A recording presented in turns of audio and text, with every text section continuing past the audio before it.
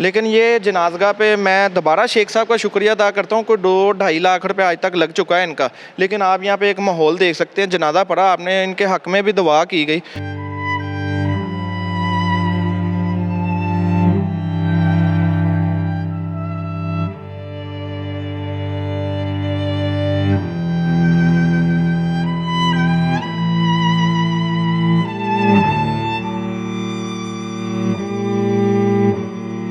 जी नाज़रीन, T voice of Punjab आज एक बार फिर गार्डन फाउंडेशन के साथ मौजूद है। अगर मैं लोकेशन की बात करूं तो आरिफ आला का मशहूर मरूफ और पुराना कब्रस्तान, मोड़ वाला कब्रस्तान, ये उसका जनाज़गाह है जिसकी हालत इंतहाई अबतर हो चुकी थी।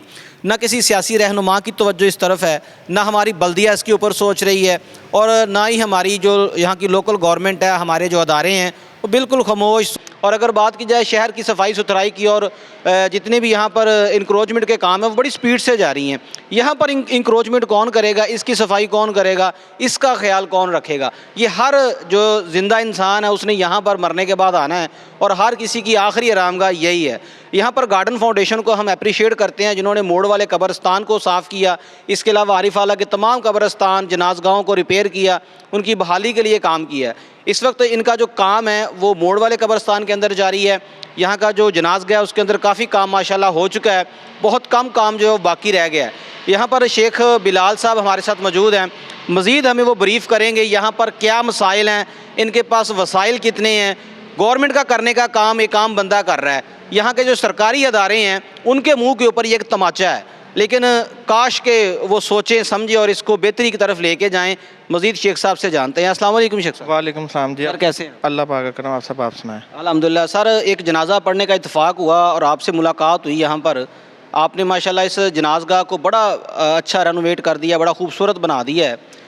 इसके बाद अगर मैं बल्दिया की बात करूँ, हमारे अदारों की बात करूँ, उन्होंने कितना कोऑपरेट किया है, और यहाँ पर सफाई सुथराई इससे पहले का क्या हाल था?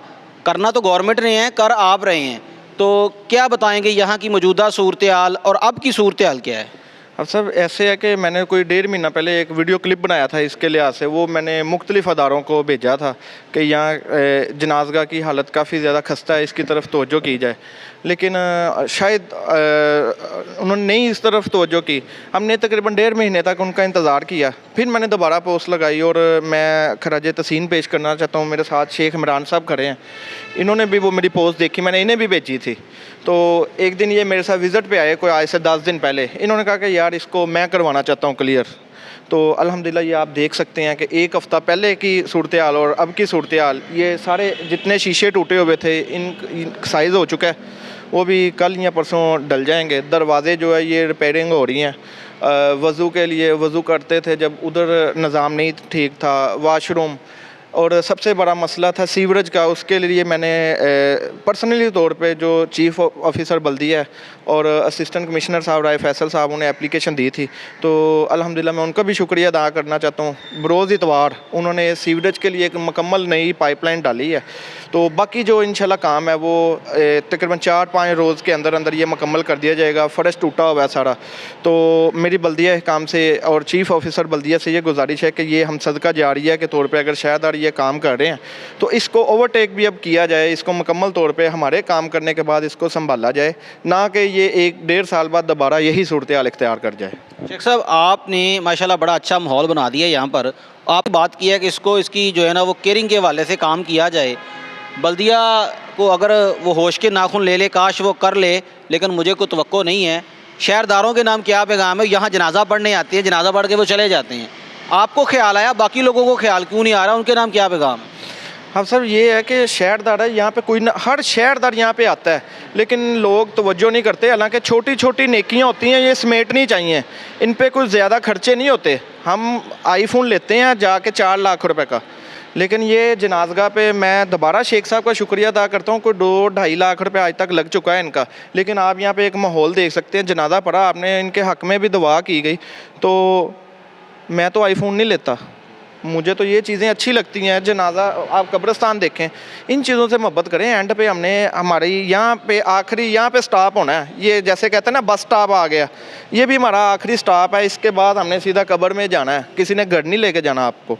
तो छोटी छोटी नेकियां सोचा करें। अभी यहाँ पे चेहरे रखने का सोच रहे हैं, कुछ बुजुर्ग आते हैं जनाजा पढ़ने के लिए, नहीं खड़ा हो सकते, और उनके लिए कुछ चेयरों का इंतज़ाम कर रहे हैं, इंशाल्लाह वो भी लेंगे। और साउंड सिस्टम का सोच रहे हैं, कुछ छोटा मोटा इधर साउंड सिस्टम भी लगाया जाए कि एक आखिरत का जो आपका यहाँ से सफ़र शुरू होना है ना, वो थोड़ा सा रूहानियत वाला हो। शेख साहब, आपने यहाँ पर वज़ू खाना जो है ना वो रिपेयर करवा दिया है, वाशरूम रिपेयर करवा दिए हैं, कितना ख़र्चा हो चुका है, मज़ीद कितना बाकी और लग सकता है यहाँ? अभी ये मेरा ख्याल है 2-2.5 लाख से ऊपर लग चुके हैं, अभी कोई 1-1.5 लाख रुपया और लगेगा। शेख इमरान साहब माशाल्लाह डोनर हैं, इसको रिपेयर करने के अंदर जो बाकी मुखय्यर हज़रात हमारे शहर में हैं वो भी कर सकते हैं इसको, उनके नाम क्या पैगाम? उनके नाम ये पैगाम है कि इंशाल्लाह हम चीज़ों को हाईलाइट करते रहेंगे। जो हमारा बाजू बनेगा हम उसका शुक्रिया अदा करेंगे। और जो लोग नहीं तवज्जो करते उनको मैं यही कहूँगा कि कभी ना कभी तो वो कोई ना कोई अच्छा काम करेंगे या करते होंगे। शेख साहब, आपने बड़ी आवाज़ उठाई थी, यहाँ पर नशइयों का डेरा है, उनकी अमाजगाह है, बहुत ज़्यादा नशई यहाँ पर, जिनकी वजह से इसको ज़्यादा डैमेज किया गया है। गवर्नमेंट के नाम क्या पैगाम है? उनको रिमूव करना हमारे इदारों का, सिक्योरिटी इदारों का काम है। क्या उसके ऊपर कोई अभी तक लाहे अमल तैयार किया गया गवर्नमेंट की तरफ से? नहीं जी, अभी तक कोई भी नहीं अमल किया गया। बल्कि आप ये है कि बाहर पहले मोटरसाइकिलें वगैरह ये ठाई बहुत जाती थी, रात को कोई अगर जनाजा था हमने उसके लिए भी लाइटिंग की। और बाकायदा जहाँ पे भी हम कोई काम करते हैं उससे पहले हम उन अदारों को वीडियो मैसेज, व्हाट्सएप मैसेज, क्योंकि हर बंदे की एक बिज़ी लाइफ है, उसके लिए हम उनको ये वक्तन फ़वक्तन ये चीज़ें भेजते हैं। अगर वो करें काम तो अच्छी बात है, नहीं करते तो फिर हम खुद तो करते हैं ना।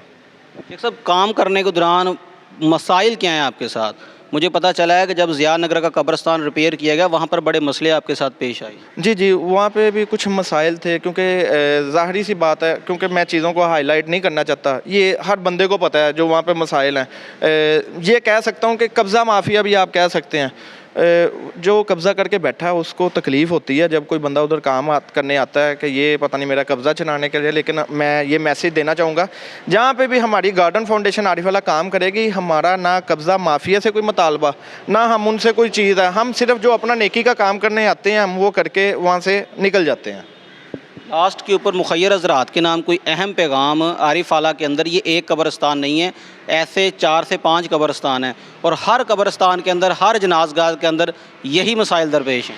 मेरे मुखय्यर हज़रात से यही गुजारिश है कि आप गार्डन फाउंडेशन का अगर हिस्सा बनना चाहते हैं तो हम आपको वेलकम करते हैं। हम आपको चीज़ें हाईलाइट करवाएंगे। जहाँ पे कोई काम होने वाला है, कोई सदका जारिया का, हम आपसे कोई पैसे नहीं मांग रहे, ना आपसे कुछ कह रहे हैं कि आप हमें कोई सामान लेके दें। हम आपको हाईलाइट करेंगे, आप अपने मजदूर लगवाएं, अपने वर्कर करवाएं और ये नेकियां कमाएं। जी नाज़रीन, टी वॉइस ऑफ पंजाब के साथ महवे गुफ्तगू थे मोहतरम जनाब बिलाल इश्तियाक साहब, गार्डन फाउंडेशन के रूए रवां हैं। इनकी काफ़ी वीडियोज़ इससे पहले हम शूट कर चुके हैं, इनके काम को अप्रिशिएट कर चुके हैं और मुखय्यर हज़रात के नाम बार बार हमने ये पैगाम दिया है कि खुदारा इनके ऊपर सोचा जाए, इनके दस्ते बाजू बने और इस काम के अंदर अपना हिस्सा ज़रूर डालें। T voice of Punjab garden foundation की एक नई वीडियो के साथ हाज़िर होगी। अपना ख्याल रखिएगा। टी वॉइस ऑफ पंजाब को इजाज़त दें। अल्लाह हामी व नासर।